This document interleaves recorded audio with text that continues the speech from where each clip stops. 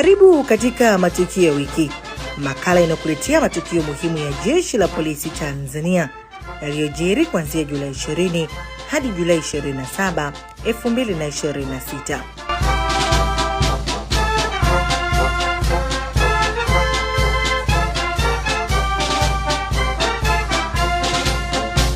Tuanze na hili. Katika maadhimisho ya Siku ya Mashujaa, ni tukio muhimu la kitaifa linalowakutanisha Watanzania katika kutambua, kuthamini mchango wa mashujaa waliojitolea kwa ajili ya kupigania uhuru, kulinda amani na kujenga msingi wa maendeleo ya taifa.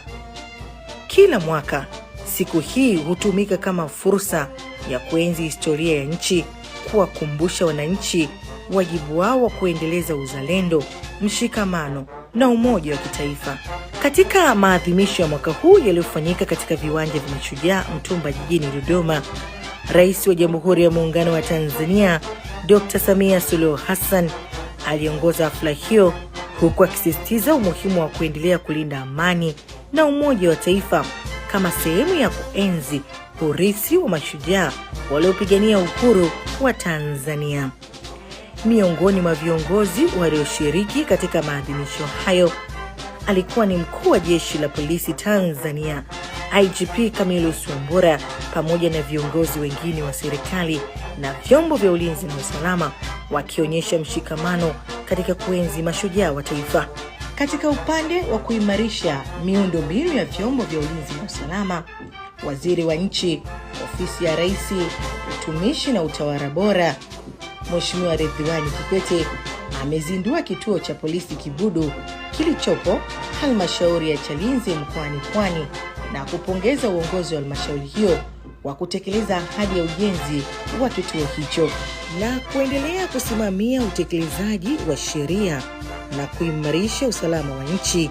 Jeshi la Polisi Tanzania limewafikisha mahakamani watuhumiwa 36 kati ya watuhumiwa 130 waliokamatwa katika maeneo mbalimbali nchini kwa tuhuma za kupanga na kuhamasisha vitendo vya kihalifu.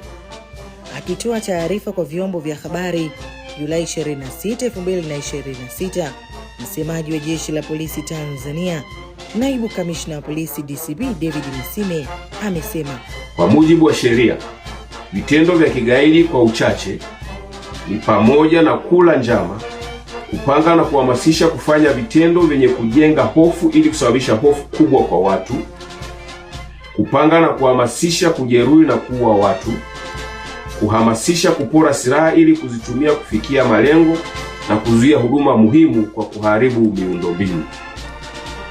Kutokana na mazingira hayo, watuhumiwa hao waliokuwa wamekamatwa walianza kufikishwa mahakamani na hadi sasa waliofikishwa mahakamani ni 36, wakiwepo 4 waliokamatwa na vilipuzi 155 huko mkoani Iringa.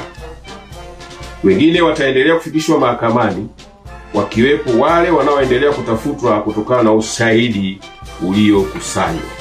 Katika hatua nyingine, tukio la kihistoria linaloadhimisha miaka 10 ya safari ya fasihi ya Kiswahili, mkaguzi wa Jeshi la Polisi nchini Salim Hussein Nganzi ameibuka mshindi wa kwanza wa tuzo ya Kiswahili ya Safa ya Fasihi ya Afrika 2025. Tukio hilo la ugawaji wa tuzo hizo lilifanyika Julai 24, 2026 katika ukumbi wa maktaba mpya wa Chuo Kikuu cha Dar es Salaam na kuhudhuriwa na zaidi ya washiriki na wadau wa fasihi 300 kutoka mataifa mbalimbali. Na tumalizie matukio ya wiki kwa hili. Jeshi la Polisi Tanzania limeendelea kuimarisha ushirikiano na jamii kupitia shughuli mbalimbali za kijamii, ikiwemo kutembelea vituo vya kulelea watoto yatima na hospitali, ambapo tumetoa mahitaji mbalimbali kwa lengo la kuwajulia hali wananchi, kuimarisha mahusiano kati ya Jeshi la Polisi na jamii, pamoja na kuhamasisha mshikamano. Sambamba na shughuli hizo, jeshi hilo limekuwa likitoa elimu kwa wananchi kuhusiana na umuhimu wa kutoshiriki wala kufumbia macho vitendo vya kihalifu. Pia limewahimiza wananchi kushirikiana kwa karibu na Jeshi la Polisi kwa kutoa taarifa za uhalifu kwa wakati ili kuwezesha kuzuia, kubaini na kutanzua matukio ya uhalifu kwa ufanisi.